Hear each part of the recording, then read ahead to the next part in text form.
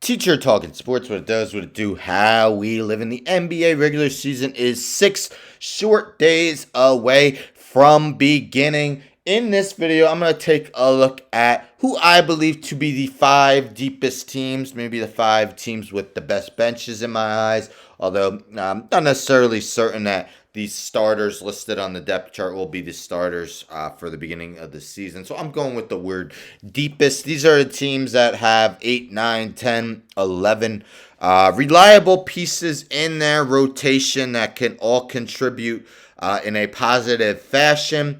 I'll name them from 5 to 1. These are my top 5. Of course, deepest. Some of the top heavy rosters aren't going to be there. Your Phoenixes, your Milwaukees, your Denvers, your Bostons. Of course, very good teams, but maybe a couple question marks off the bench. Of course, deepest doesn't necessarily mean best, but let's get into it. Starting with 5th, all these depth charts are via Hoops Hype. I'm going to go with the Minnesota Timberwolves now. You could question whether that Karl Anthony Towns, Rudy Gobert pairing will ever work out to its full potential. But Jaden McDaniel is one of the more underrated players in the league. The team did acquire Mike Conley late last season. Anthony Edwards looking to take that jump to superstardom. Slow-mo off the bench, Kyle Anderson. I think one of the more underappreciated bench players. Naz Reid, one of the best backup big men. You could question why the Timberwolves have so much of their salary cap towards centers, but that's a story for another day. I'd actually put Shake Milton ahead of Jordan McLaughlin, although both are reliable, but Shake Milton has proven to be a valuable bench scorer during his 76ers tenure. Troy Brown started something like 40 games for the Lakers last season. Valuable defensive piece. Nickeil Alexander-Walker can be a good shooter at times. 4th, I'm going my favorite team, the New York Knicks. I'm not being a homer, though. I know the Knicks probably need that superstar piece, which they've been rumored to be going after for quite some time. But again, a lot of reliable pieces in their rotation. Jalen Brunson and Julius Randle, maybe a step below that superstar tier.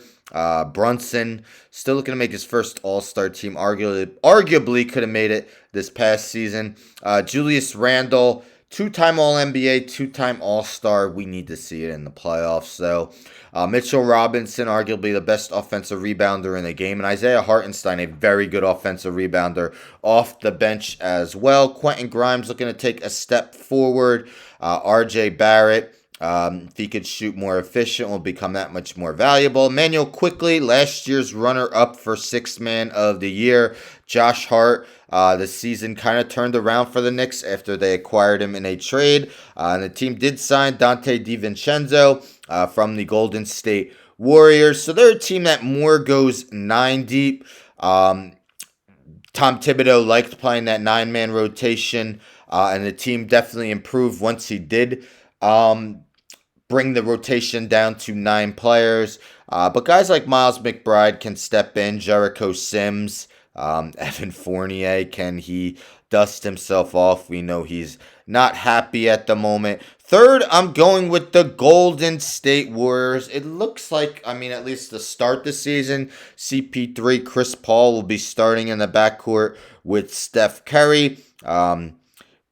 Older starting lineup, of course, Klay Thompson, Draymond Green. I believe Andrew Wiggins is still under 30, so he'd be the only one in the starting lineup that is so. But if they did bring Paul off the bench, they could insert Kevon Looney, ultimate role player for Golden State.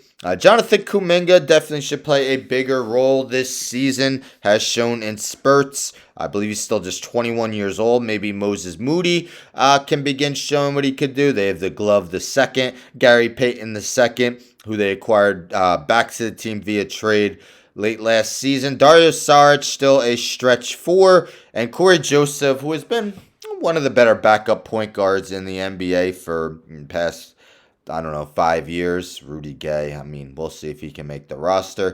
2nd, I am going with the Los Angeles Lakers. Of course, their 2-star players have been missing games of late, LeBron James and Anthony Davis, but got a bunch of good players off the bench they could insert in for him. Austin Reeves, One of those guys who either has become so underrated he's overrated, receiving a lot of hype this season. D'Angelo Russell couldn't be a good scorer, good outside shooter, but there was times his defense would play him off the court in the postseason. Jared Vanderbilt, that tough player, grabs the tough rebounds, putbacks. But they did sign Christian Wood for cheap. A very productive player, but there's got to be a reason that no teams are willing to give him money or teams are giving up on him. Rui Hachimura had some great postseason games for the Lakers last season. Taurean Prince, definitely a good pickup by the Lakers. Gabe Vincent was the starting point guard on Miami Heat team that reached the NBA Finals last season. Jackson Hayes, high energy guy, definitely a elite dunker for his position. And Max Christie, who had a good summer league, maybe we could see something with him. Cam Reddish, as I mentioned, I'm a Knicks fan. Just so inconsistent. We'll see how much of a role he plays. And first, I'm going with the Clippers. As we know, their depth will probably be tested because Paul George and Kawhi Leonard are almost certain to miss games this season. But Russell Westbrook, who performed very well for the Clippers this past season, of course, while it looks like they're not going to acquire James Harden before the season, those rumors haven't gone away. Maybe that would eat away at some of their depth. We know they haven't wanted to include Terrence Mann in a trade for him. They did acquire Bones Highland from Denver last season. Good scorer, although not a great defensive player. But really, you look at them, they got like 12 guys that could be solid rotation pieces. You got your starting lineup.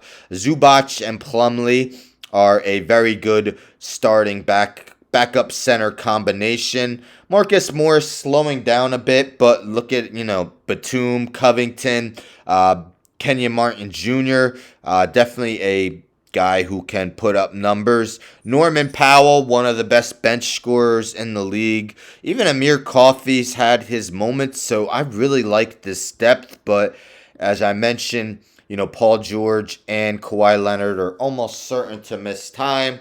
But what do you think? Who would you consider to be the deepest team in the NBA? Do you agree with me that it is the Clippers? Maybe you say Lakers, Warriors, Knicks, Timberwolves, or a team I didn't mention. Let me know in the comments. Definitely looking forward to the upcoming season. Anyhow, don't forget to subscribe. Tell a friend to tell a friend to tell a friend to subscribe. Like the video, share the video, hit the bell for notifications. I'm out.